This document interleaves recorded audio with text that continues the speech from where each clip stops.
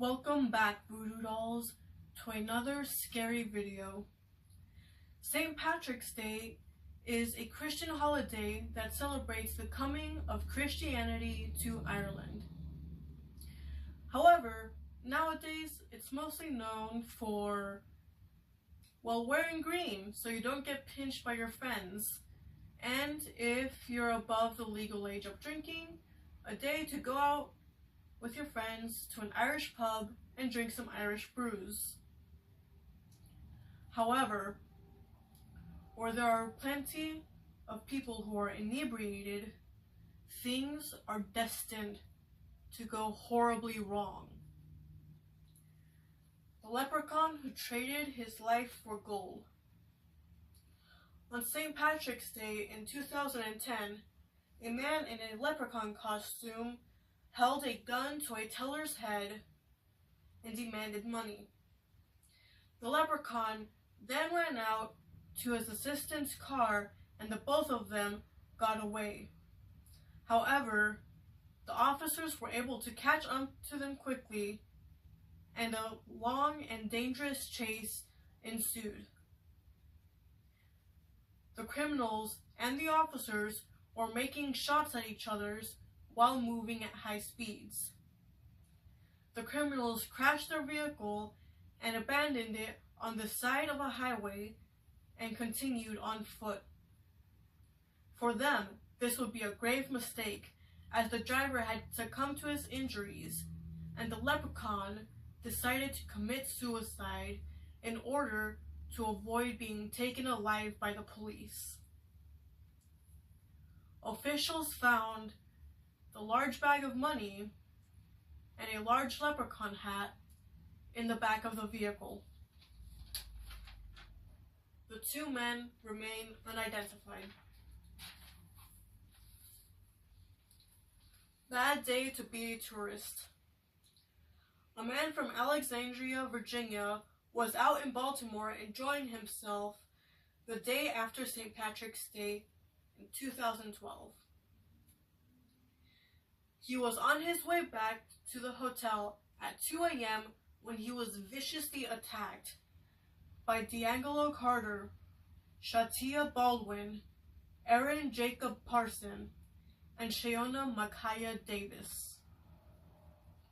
They took his car keys, his iPhone, and his $1,300 watch.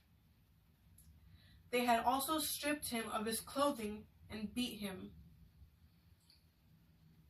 Not only did they take his valuable possessions, his clothing, and assault him, but they also videotaped him and put it on the internet for the world to see. The man, who remains anonymous, was drunk at the time and didn't know what had just happened the night before when he woke up the morning after.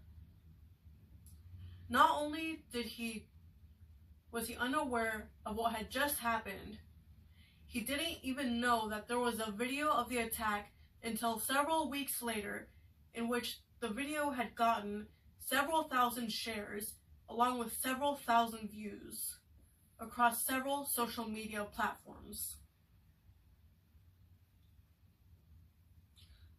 Parson turned himself in and faced 3 years in prison. However, the other three would not come up.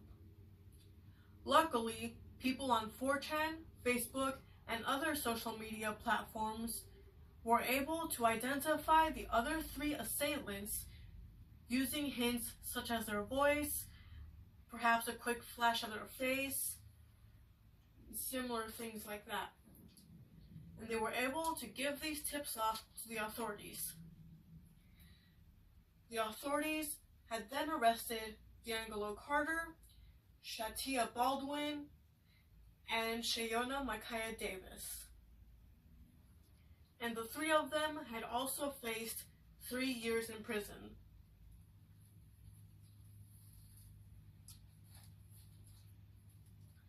Hit and run taxi chase. It was St. Patrick's Day in 2014, and Brian F. Irvin spent it with his friends drinking. like most people. However, Irvin got an early start to his drinking and decided that it would be a good idea to go out drinking and driving with his friends. Irvin hit a woman and severely injured her. His friends begged and pleaded for him to stop the car, but he continued driving in spite of their pleas. Luckily, Mike Travis, who was a taxi driver, saw the whole incident and began to follow Irvin. Irvin caught onto Mike's pursuit and sped up to 80 miles an hour before finally losing Mike. What Irvin didn't count on is the fact that Mike had seen his license plate and had reported it to officials. When Irvin arrived home, officers arrested him. His blood alcohol level was 0.013%. For reference, in the USA, it is illegal to drive with a blood alcohol content of 0.008. It takes the average woman 3 12-ounce cans of beers to achieve this level.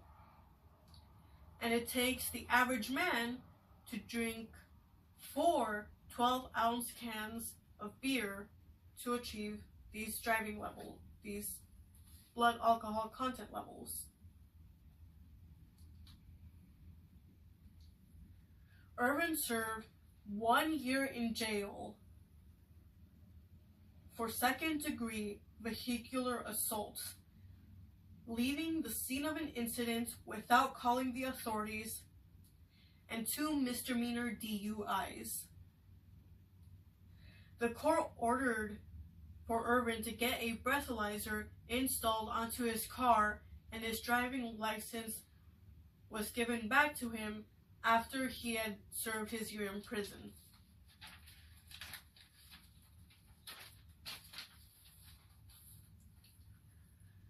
This man is on fire. During a 2015 pub crawl on St. Patrick's Day, all things seemed normal until a homeless man began trying to set himself on fire. Bystanders called 911 and authorities arrived just as the man had set himself ablaze. They ordered him to get on the ground so he could extinguish himself. However, the man refused, and he began to scream as the fire penetrated his jacket and seared his skin. As soon as the officers heard him scream, they were able to tackle him to the ground and make him roll. They sent him to the hospital, where it was found that he had sustained no serious injuries.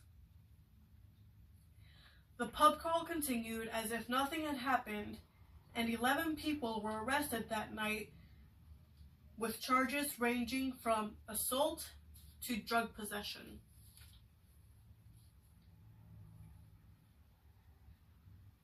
Two knives in a fistfight.